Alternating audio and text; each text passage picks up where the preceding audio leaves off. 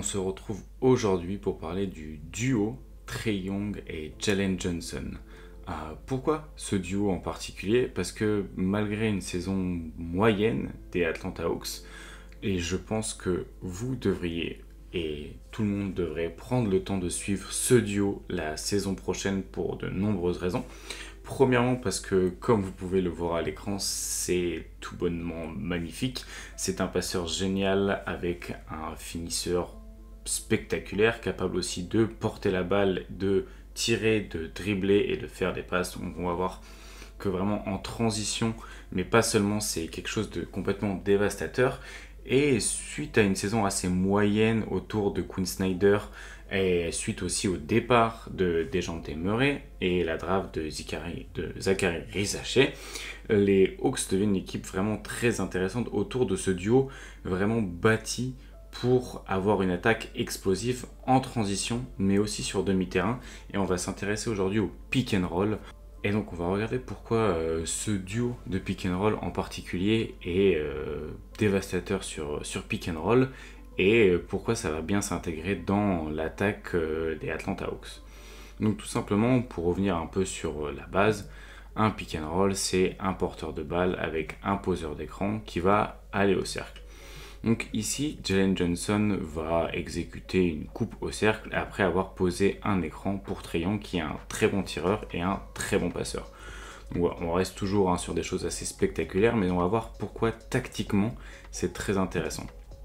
Donc en fait, il faut savoir que les Atlanta Hawks jouent parfois en 5 slots. Donc on a 2 joueurs dans les corners pour le spacing et on a un intérieur qui, même s'il ne tire pas à 3 points, reste dans cette zone-là du terrain.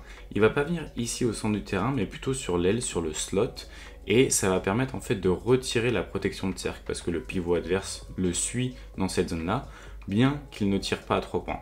C'est une technique qui marche avec Capella ici, mais qui va aussi marcher avec Onyeka Okongwu. Et du coup, le pick and roll ici avec Jalen Johnson et Trae Young fonctionne d'autant mieux qu'il est très difficile de venir en aide pour couper l'accès au cercle à Jalen Johnson, qui est rapide et vertical.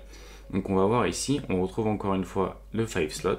Donc on a le pivot qui est dans le slot. C'est pour ça qu'on appelle ça un 5 slot. On a 2 joueurs dans les corners, même si là la réalisation ne nous permet pas de le voir. Et le pick and roll, donc le porteur de balle, le pick qui a lieu. Et encore une fois, même match, même problème. L'aide au cercle intervient beaucoup trop tard. Et ça permet du coup l'accès au cercle facile suite au pick and roll. Ensuite, on va voir qu'à côté d'un pick and roll, ce qui peut se passer, c'est d'ajouter un peu de mouvement. Donc là, vous avez le pick and roll qui est assez haut sur le terrain. Et ce qui s'est passé ici, c'est que vous avez eu du mouvement un petit peu du côté de la baseline. Donc vous avez Onyeka Okongwu qui a coupé, vous avez Saddiq Bey qui vient poser un exit screen. Et en fait, de créer du coup du mouvement ici, ça va retarder les aides sur le pick and roll qui va intervenir dans cette zone du terrain, et ensuite Jalen Johnson va pouvoir prendre de la vitesse et c'est beaucoup plus difficile de l'arrêter. Donc encore une fois, le pick and roll, c'est pas une arme toute seule, c'est une arme qui va être ajoutée avec d'autres choses.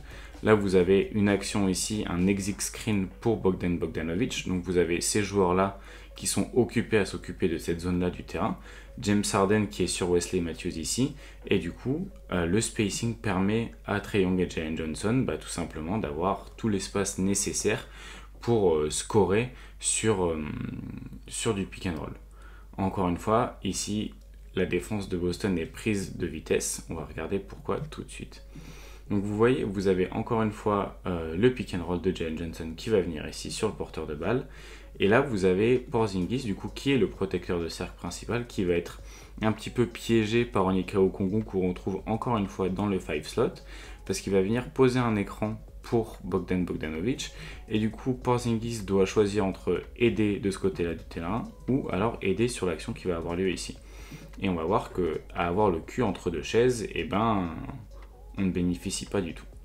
Donc c'est encore une fois une idée de spacing et une idée de réalisation. Là vous avez en fait un duo qui est capable de profiter du spacing parce qu'il a énormément de qualités qui fonctionnent très bien ensemble. Là vous allez voir qu'au lieu de venir poser l'écran ici comme s'y attendait le défenseur, vous avez un flare screen. Du coup, au lieu de venir ici, la coupe de Jalen Johnson va passer par l'extérieur. Et du coup, c'est encore une fois, parce qu'il est très rapide, qu'il peut faire ça. C'est un intérieur qui peut récupérer le ballon derrière la ligne à 3 points et ensuite aller dunker. Donc on n'est pas seulement sur un intérieur qui doit récupérer le ballon proche du cercle, mais qui peut aussi justement avoir le ballon en main. Autre exemple ici où on s'attend à un pick and roll et on n'en a pas, avec justement un pin down action à la place. Donc on se retrouve en transition assez en demi-terrain mais assez rapide, et Jalen Johnson, au lieu de venir poser l'écran ici, va couper jusque dans le corner pour venir poser un écran ici, un pin down pour le joueur qui est dans le corner. Mais du coup ça prend un peu la défense de vitesse qui s'attendait justement à être concentré sur cet écran ici et qui est déjà un petit peu en retard. Une fois qu'on a l'écran qui est ici, Bogdan Bogdanovic est aussi un bon porteur de balle, un bon tireur et un joueur dynamique.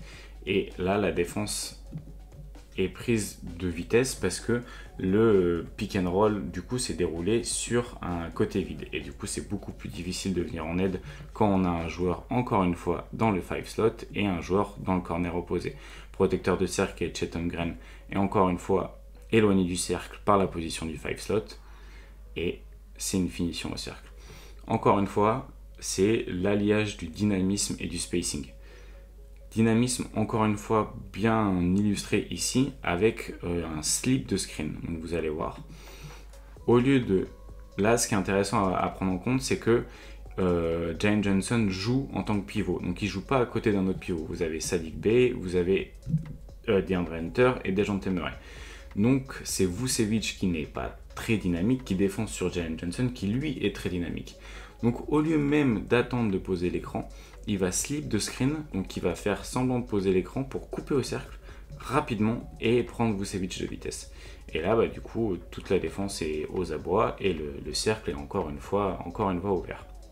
On va le retrouver aussi sur du short roll et c'est là où son profil devient d'autant plus intéressant.